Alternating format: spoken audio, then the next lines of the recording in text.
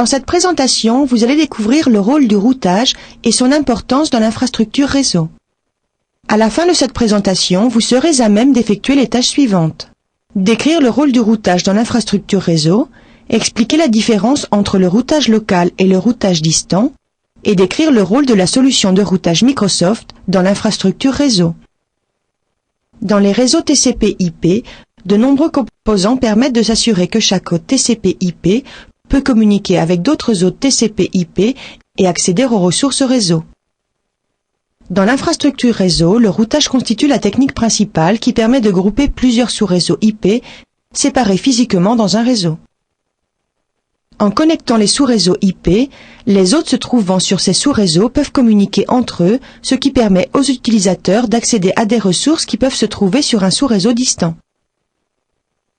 Lorsqu'un utilisateur tente d'accéder à une ressource sur un hôte, l'ordinateur client doit déterminer si l'adresse IP de l'hôte se trouve sur le sous-réseau du client, appelé sous-réseau local, ou sur un sous-réseau distant.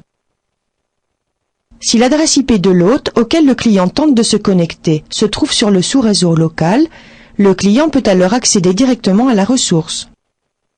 Si l'adresse IP de l'hôte auquel le client tente de se connecter ne se trouve pas sur le sous-réseau local, la requête de connexion est dirigée vers le routeur de l'ordinateur client ou passerelle par défaut.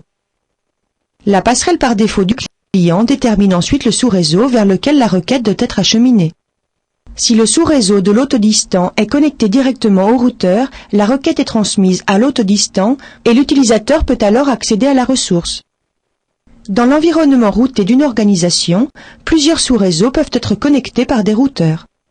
Si le sous-réseau de l'hôte distant n'est pas directement connecté au routeur, le routeur utilise alors sa table de routage pour déterminer le meilleur chemin d'accès à utiliser pour transmettre la requête. Les tables de routage routent les chemins d'accès vers différents sous-réseaux et calculent l'itinéraire le plus efficace pour transmettre la requête au sous-réseau approprié.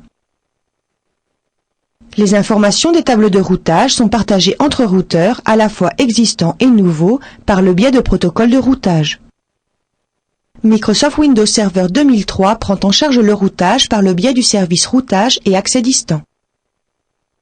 Le service routage et accès distant vous permet de configurer un serveur Windows Server 2003 en tant que routeur pour connecter des sous-réseaux ou pour se connecter à Internet ou à partir d'Internet en l'absence d'une solution de routage matériel. Dans cette présentation, vous avez appris quel est le rôle du routage dans l'infrastructure réseau, la différence entre le routage local et le routage distant, et le rôle de la solution de routage Microsoft dans l'infrastructure réseau.